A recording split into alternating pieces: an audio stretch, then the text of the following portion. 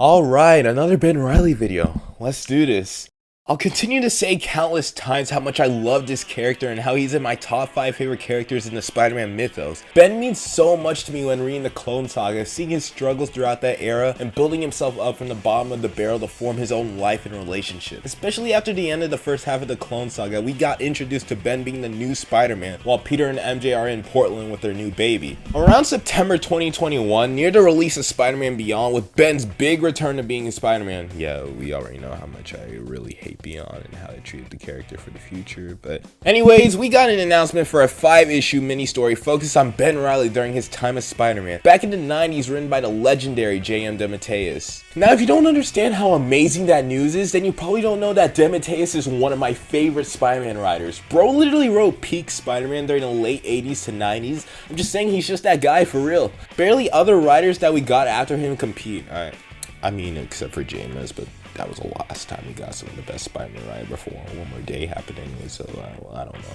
Anyways, we didn't even have to wait long until January of 2022 for the first issue of this mini. By the time the issue dropped, I was already dealing with Spider-Man Beyond reaching its big conflict of Ben losing his memories, so what great timing to finally read a story about Ben actually being a character. The story starts off with a Ben that has been Spider-Man for only a little while, but not long enough. I recommend reading stories like Sensational Spider-Man issue 0 and Spider-Man Redemption, which is like 4 issues, because this gives us a little more insight on the state of how Ben is acting and why he's acting like this for the most part. The story starts off with Ben being all alone, trying to probably come back into the life that he thought he lost for over 5 years exiled. As we go on, we see how Ben is reluctant to have more people in his life and how cold he is towards other characters. I like how this story brought Dr. Kafka as Ben's kind of therapist to help him realize that he needs to open up to other people and not keep his emotions all balled up to himself. I think the main beauty of Ben Reilly was his struggles to compare to Peter. When he came back to New York, he still had it rough. He always had to view things from afar. He could never truly have the same amount of happiness Peter could have, because that's Peter's life and not his anymore. We have seen him try in stories like The Lost Years and Redemption, but he also loses those people. But he keeps on trying and wants to create his own life and move on. And this story is about Ben having to fully move on from that previous life if he truly wants to be happy. While in the background, there's also a villain that tries to bring back Ben's past, trying to haunt him while he's trying to move on. Each issue felt like it had a main theme that would relate to Ben's character growth in this story. If you want to read this story for yourself, I highly recommend you, because I'm about to go into spoiler territory and talk about the main villain of this book, which was haunting Ben behind the scenes for the first couple of issues. The villain is Spider-Side, which, in case you don't remember who he is, he was another clone of Peter Parker that the Jackal created, but it was obviously evil and he died during the infamous Maximum Clonage story. We thought that would be the last of him, but he somehow survived and is now messing with Ben in this story. His main motivation initially was the fact that he wants to be human and he wants to know what humanity feels like. I think this is amazing because both Ben and Spider-Side wanted something that they both can't really achieve. Ben could never be Peter Parker again and gain his old life back, and Spider-Side could never really be human. But seeing Spider-Side has made Ben realize that he doesn't want Peter's life. He admits that he wants to move on, and the people he met in the story have helped him learn that he should focus on the future rather than the past. Issue 4 has got to be my favorite issue of the story. Finally, after so long, we see Ben acting in character and having character growth and real struggles that we barely see in modern Spider-Man stories. This all leads to the final issue, which is the big climax of Ben versus all the Ravencroft prisoners. And we see a side of Spider-Side that we have never seen before. Even though Spider-Side could never be human, he still acted like one in that brief moment of saving Ben. But then he dies. Which is tragic, but the story wants to convince us that he's not really dead. It all comes down to if Marvel will allow JMD to continue writing Ben in the future, because that's what most people want, because a lot of people really hate Chasm, including me. If you want to continue reading Ben's time as Spider-Man, you could always get his trade paperbacks from Amazon or your local comic book store probably. Or maybe you could get Marvel Unlimited and read his issues from there. I have a reading order for his time as Spider-Man linked in the description in case you want to use that. But other than that, we reached the end of JMD's Ben Reilly Spider-Man. An amazing 5 issues that felt like a good old Spider-Man story that we haven't fully gotten in years, since most Spider-Man stories now aim to go for controversial decisions or regress character development on favorite characters that split up the fan base even more. I'm not a fan of what's happening with the current state of Spider-Man. I will talk about this in a future video one day, along with whatever is going on with Ben Reilly after the effects of the Dark Web story that is going on at the time of this recording. But I still really hate what Ben Reilly has become in the eyes of Marvel Comics and have ruined his character character development to just make him another Spider-Man villain. Even if the character is fixed, I'll still view this as a stupid and unnecessary era for the character, just like the Jackal era. Because Spider-Man editorial has no idea on how to treat their characters well on newest Amazing Spider-Man comics without controversial decisions. Let's remember how Nick Lowe said that Ben has no place in the spider landscape, but we'll talk about editorial in the Wells run in a future video. Other than that, I recommend you read this story and other comics featuring Ben Reilly in the 90s. It was a fun and enjoyable time, and I hope you enjoy this character a lot if it is your first time getting into him.